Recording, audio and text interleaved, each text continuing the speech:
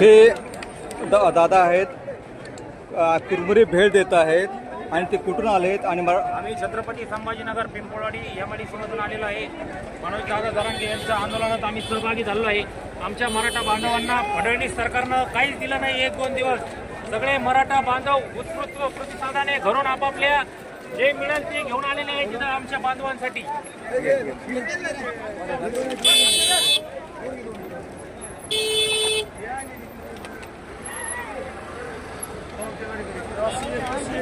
मराठी एकजुटीचा विजय असो. मनोज दादा तुम आगे बढ़ो, हम तुम्हारे साथ हैं. एक मराठा, लाख मराठा. मराठा एकजुटीचा विजय असो.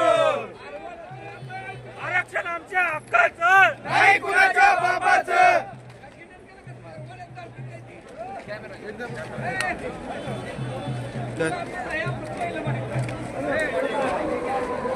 ऍडमिशन स्मारक असून ऍडमिशन मिळत नाही.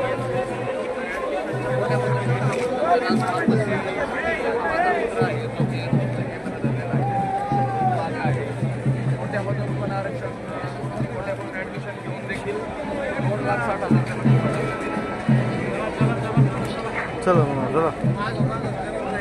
मोठी बागायत जमीन आहे, कोरडवाहू जमीन आहे, जे की त्यांच्या 1 एकर देखील नाही.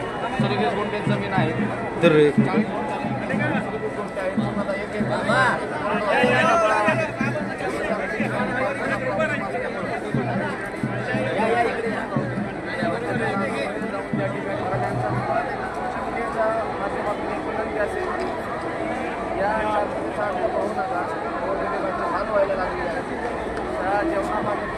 गाड्या अडवल्या. लालबागच्या राजा यांची गाडी मराठा बांधव गेले होते, त्यांना त्याविषयी आले तिथं बंद ठेवलं. त्याबद्दल आपलं काय मत आहे? अतिशय चुकीचं आहे. कारण प्रत्येक या ठिकाणी प्रत्येक हा भाविक जाणार आहे. कुठल्याही जातीपातीचा जात नसून या ठिकाणी दर्शनासाठी गणपतीचा भक्त म्हणून जात आहे. आता मराठी मुंबईत आले म्हणण्याच्या नंतर चांगल्या भावनेने त्या ठिकाणी दर्शनासाठी जात आहे. परंतु काळ्यामध्ये जर भगवे पंचमधून त्यांची जर अडवणूक होत असेल तर अतिशय चुकीचं आहे. एक दृष्टिकोन आहे. सगळे छत्रपती शिवाजी महाराजांचे मावळे असल्या कारणाने सगळ्यात मराठा समाज आणि सगळे मनोजदादांनी सांगितलेलं आहे की एका जागी सगळ्यांचं सोय होत नसल्याने या ठिकाणी शांतता सगळ्यांनी म्हणून आपले सगळे मराठी जे आहेत ते लालबागच्या ठिकाणी दर्शनासाठी जात आहेत. परंतु अतिशय चुकीचं आहे. मंडळाला विनंती आहे की ही बाजू जी आहे ती अतिशय चुकीची असल्या कारणाने या ठिकाणी हे फक्त चुकीचं असून हे सुद्धा मराठा समाजाला आहे की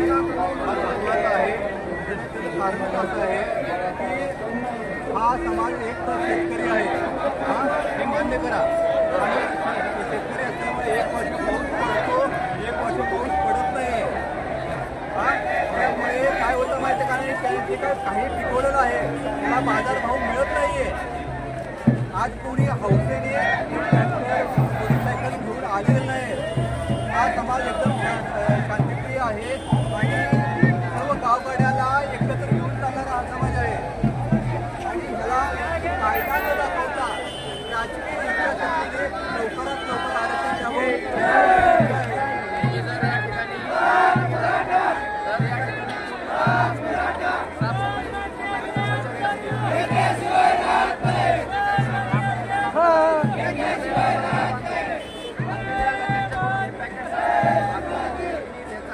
सगळ्यांना कोणालाही समभाव नाही. कोणी या सगळ्यांना वाटप आहे. कोणाचंही कोणी कमर आता याची सगळे काळजी घेत आहेत. याच्यावर लक्षात घ्या की समाज हा सगळ्यांचा विचार करतोय. आम्ही कसं सगळ्यांना सहकार्य करतोय त्याचप्रमाणे सरकारने आणि सगळ्या बांधवांनी आम्हाला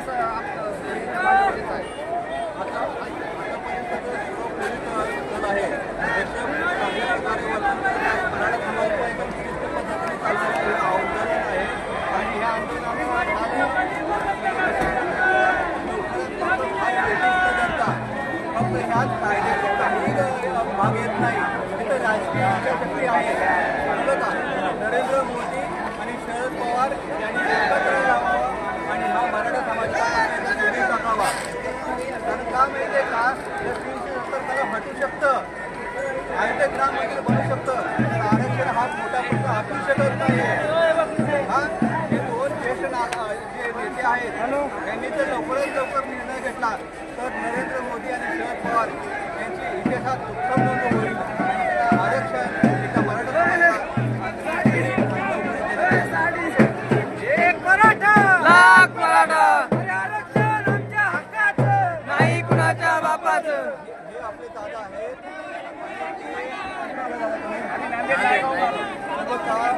आज बाळासाहेब ठाकरे यांचा बोर्ड मुंबईपुरता होता आणि यांचा ठाण्यापुरता होता, शरद पवारांचा बारामती.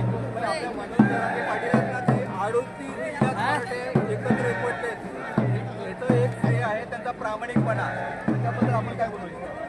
असा आतापर्यंत मराठा समाजाला प्रामाणिक माणूस मिळाला नाही सर दादासारखा. त्यांनी जवळपास 12-13 वर्षापासून समाजासाठी काम करतात. हे कधीच कोणाशी मॅनेज होणारे माणूस नाही. खऱ्यासाठी आज समाजातील बऱ्याचशा विद्यार्थ्यांचं शिक्षण या आरक्षणामुळं फुटलेलं आहे, आत्महत्या केलेलं आहे. त्यासाठी आम्हाला आरक्षण पाहिजे आहे. त्यासाठी आमच्या मनोदादा सर्वत्र समाज एका ठिकाणी करून असा इमानदार माणूस पुन्हा होणे नाही.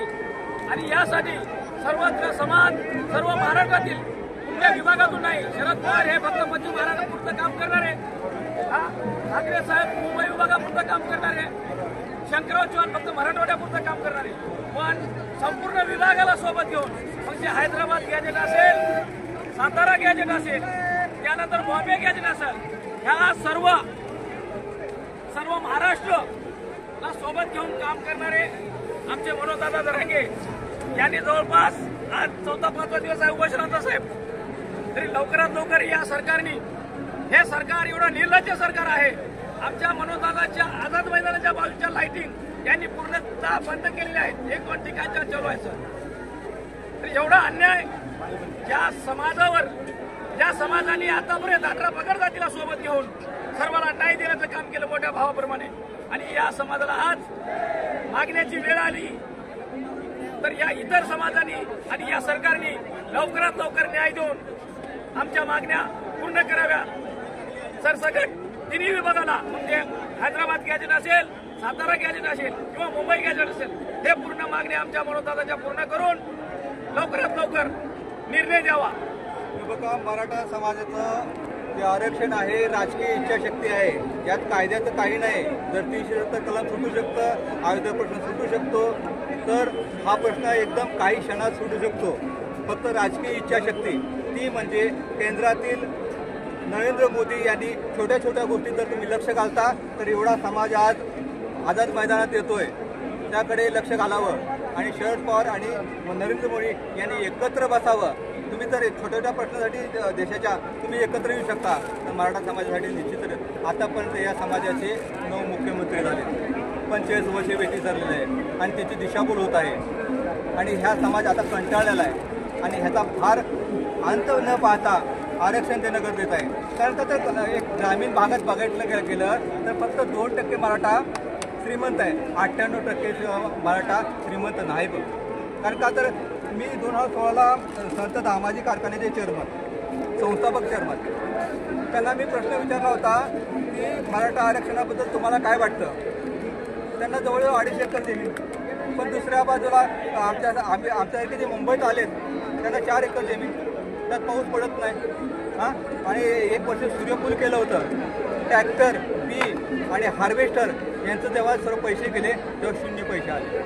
त्यापासून शेती आम्ही मुंबईत नोकरी करतो, पण ह्या मराठा समाजाचं पूर्ण जीवन ह्या शेतात आहे. 1 वर्ष पाऊस पडतो, 1 वर्ष पाऊस नाही पडणार, त्यामुळे तो माणूस कर्जबाजारी होतोय. आणि आज महाराष्ट्रात जर देशात हा पहिला नंबर असला तरी पण हा महाराष्ट्र शेतकऱ्यांच्या आत्महत्येत पहिला क्रमांक आहे. हे विसरता का? आज महाराष्ट्र सर्वांना दगवतोय आणि हा मराठा समाज सीमेवर रक्त सांडतो आणि शेतात घाम गाळतो. त्या समाजाला आरक्षण त्यांच्या मुलाबाळाच्या शिक्षणासाठी पाहिजे, नोकरी पाहिजे, एक माफक जी त्यांची इच्छा आहे त्याबद्दल आपण काय बोलतो. सर, तुम्ही आता आत्महत्याचा विषय काढला म्हणून बोलतो. महाराष्ट्रात जर तुम्ही आकडेवारी काढला तर सर्वात जास्त मराठा समाजाच्या आत्महत्या झाल्या दिसतील तुम्हाला. सर्वात जास्त फरक आहे. इतर कोण्या समाजाच्या तेवढ्या आत्महत्या नाहीत. कारण का त्याला कारण जे आहे, इकडे बाजारपेठ मिळत नाही, सर्व मराठा समाज हे शेतीवर अवलंबून असणारा समाज आहे, कुणबी म्हणून. आज दुसरी गोष्ट, हा समाजाकडे बारा बलुदारांना काहीतरी त्याचे उद्योगधंदे आहेत, पण ह्यांचं पूर्ण जीवन शेतीवर अवलंबून आहे. आणि अशा या समाजासाठी एक सरकारची दया, ज्या मराठा समाजाने पत्री सरकार ब्रिटिशांच्या पायात घोड्याची नाळ मारली आणि ज्या समाजातून छत्रपती शिवाजी महाराज येतात त्या समाजावर अन्याय होता कामा नये, त्यांचा संयमाचा अंत बघता कामा नये, ही जी इच्छा असेल तुमची. हो सर. जय हिंद. एक मराठा, लाख मराठा, एक मराठा, लाख मराठा. छत्रपती शिवाजी महाराज की जय. छत्रपती शिवाजी महाराज की जय. आता एक शेवटचं मी बोलू इच्छितो. जसं 15 ऑगस्ट हा आपल्यासाठी महत्त्वाचा होता, तसा 29 ऑगस्ट सुद्धा महत्त्वाचा आहे. आणि छत्रपती शिवाजीच्या महाराजांच्या स्मारकासाठी जे सरकार इतक्या दिवस ते जागा शोधत होते, ती जागा आपल्याला आझाद मैदानात सापडलेली. आणि मराठाचं आरक्षण तर 100% आपल्याला मिळणारच आहे, पण आता छत्रपती शिवाजी महाराजांचं स्मारक सुद्धा इथं आपल्या आझाद मैदानात व्हावे, कारण त्याचा देशाला आझाद सुपुत्र, लोकशाही, रयतेचा राजा हा छत्रपती शिवाजी महाराज आहे. हीच मागणी मराठा समाजाकडून आहे.